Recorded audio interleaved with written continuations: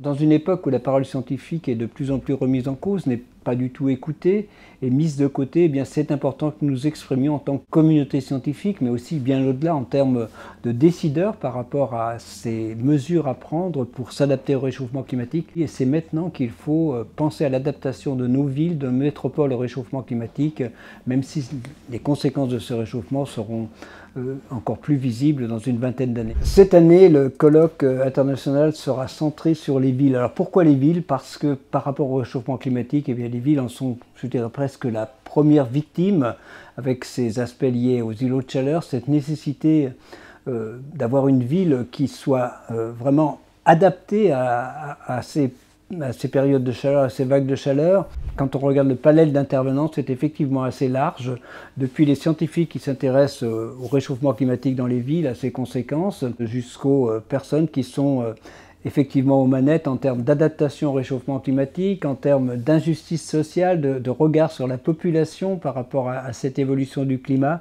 et puis aussi d'entreprises qui sont directement concernées ou de collectivités qui sont directement concernées par ce réchauffement climatique dans nos métropoles. Le comité scientifique de cette 22e édition du colloque international consacré à Ville et changement climatique est présidé par Valérie Masson, qui est de Météo France et qui est un des meilleurs spécialistes, sinon le meilleur spécialiste de météorologie urbaine en France. Donc c'est vraiment son domaine d'expertise, le climat, l'évolution du climat dans les villes. Donc je vous invite à venir à ces événements consacrés d'une part aux villes et au changement climatique, d'autre part aux océans.